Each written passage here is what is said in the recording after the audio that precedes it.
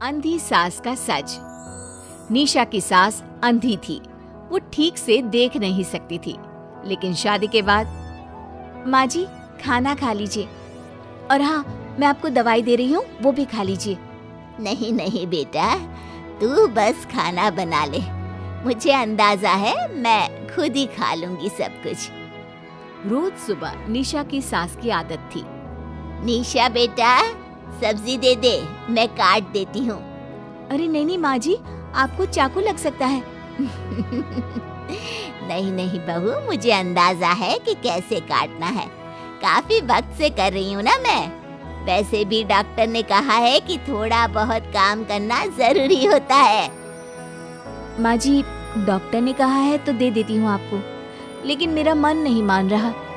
अरे बहू, काम नहीं करूँगी तो कैसे चलेगा, बिल्कुल ही अपाहिज हो जाऊंगी। निशा सास को वो जो काम बोलती वो करने दे देती है। एक दिन निशा की सहेली का फोन आता है। सास सुन रही होती है कि वो किसी से बात कर रही है। क्या हो गया रमा, हमेशा परेशान से ही क्यों रहती हो? आ जाओ ना कभी मेरे घर पर। अरे नहीं रे, तुझे परेशान नहीं करना चाहती हूँ। मैं जानती हूँ तेरी सास अंधी है। अरे कैसे मैनेज करती होगी तू अकेले? मेरे घर में मेरी सास कोई काम नहीं करती। मैंने तो इनको साफ कह दिया है कि काम करेंगी तो ठीक है, नहीं तो इन्हें वृद्धाश्रम छोड़ आऊंगी।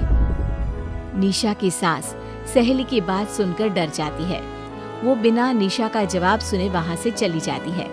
सास के जाने के बाद निशा कहती है, अरे नहीं, मेरी सास तो पूरा काम करती है। वो सब्जी काट देती है तो मैं छोंक देती हूँ, वो आटा गूंथ देती है तो मैं रोटी बना देती हूँ। अरे माँ जी तो झाड़ू भी इतना अच्छा लगाती है कि किसी को लगे ही नहीं कि किसी अंधे इंसान ने झाड़ू लगाया होगा। तू तो किस्मत वाली है। अरे मेरी सास के तो सारे अंग ठीक होने के बाद भी मगरमच्छ की तरह पसरी रहती है, सारा दिन सारी रात। अरे पता नहीं बुढ़िया को इतनी नींद आती भी कैसे है। खैर, वक्त बीतता है और एक दिन निशा मोहल्ले में पति के साथ जा रही होती है कि सास की सहेली मिल जाती है। अरे आंटी कैसी हैं आप? कहाँ जा रही हैं? तुम लोगों के घर ही जा रही हूँ बेटा, तेरी माँ ने बुलाया है, कह रही थी बहुत जरूरी काम है।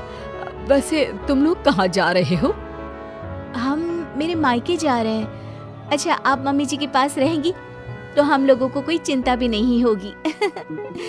बेटा बहू चले जाते हैं।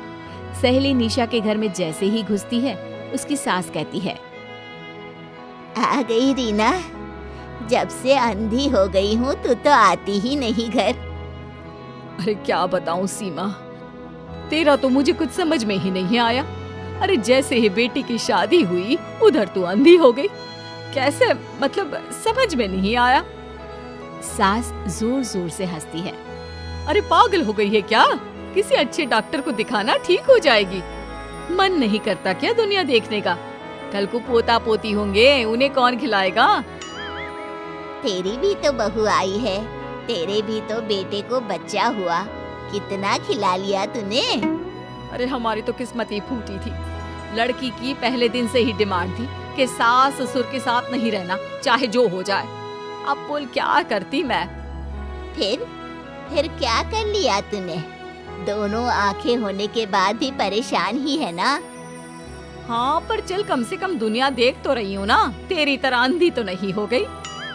निशा की सास शांत हो जाती है। उनकी आंख से आंसू गिरने लगते हैं। अरे रो मत, क्यों रो रही है? वैसे भी दुनिया में ऐसा कुछ नहीं है कि जो देखा जाए। चालाक बहुएं और ऊपर से वो बेटे जिन्हें बचपन से सीने से चिपका कर पाला, वो भी बीवियों के कहने पर माँ से लड़ पड़ते हैं। तेरी गुलाबी रंग की साड़ी बहुत अच्छी लग रही है, और ये जो चश्मे का फ्रेम है ना, जच रहा है तुझ पर। सहेली शांत हो जाती है। मतलब तू अंधी नहीं है, तू देख सकती है। हाँ, तू मेरी सबसे खास सहेली है, इसलिए बता रही हूँ। मैं ठीक हूँ, बिल्कुल ठीक। अरे तो फिर अंधी होने का नाटक क्यों कर रही है? दुनिया देख ली है मैंने, देखा है मैंने कैसे सास को देखकर बहुएं रंग बदलती है। मैं अपने बेटे के बिना नहीं रह सकती। पति का साया तो पहले ही उठ गया। बेटे को बहू ले गई तो क्या करूंगी? सारा काम कर देती हूँ, वो इसी में खुश है। सहेली निशा की सास को गले लगा लेती है।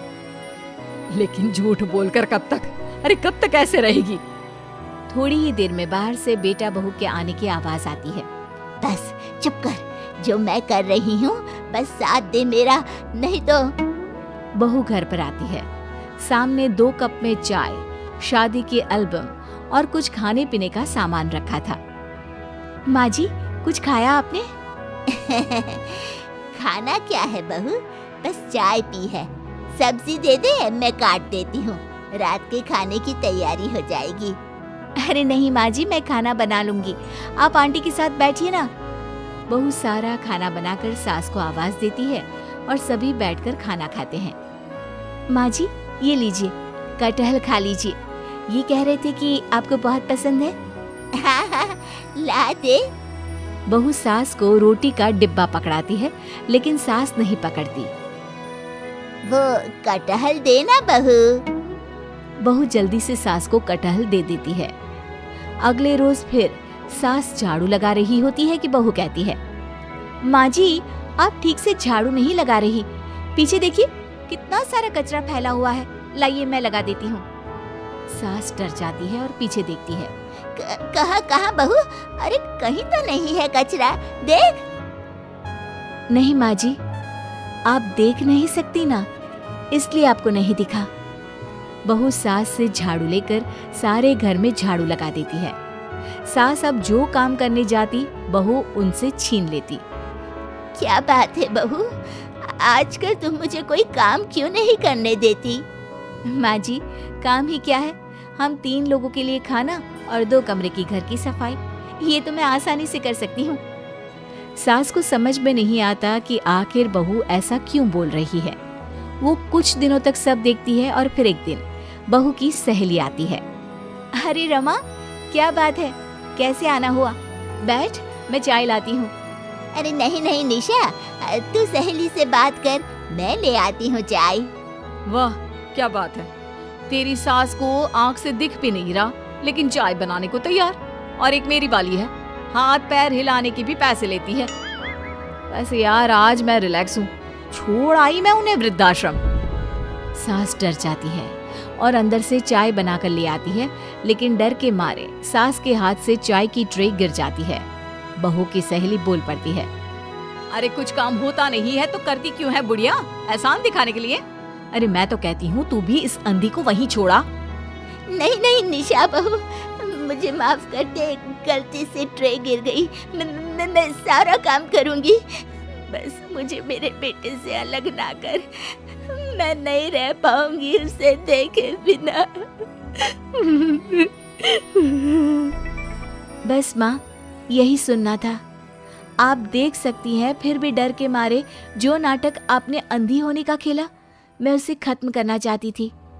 माँ जी, आप घर की बड़ी हैं, मेरे पति की माँ है, मेरे लिए आपकी जगह भगवान से कम नहीं। आप अंधी नहीं भी होंगी तो भी मैं कभी भी आपको खुद से दूर नहीं करूंगी माँ जी, मेरा विश्वास रखिए। फिर निशा सहेली को देखती है। अच्छा होगा रमा कि तू मेरे घर से चली जाए, क्योंकि मेरे घर में ऐसे लोगों के लिए कोई जगह नहीं है जो बड़ों की इज्जत नहीं करते। सास चैन की सांस लेती है। जीती रहे बहू, जीती रहे।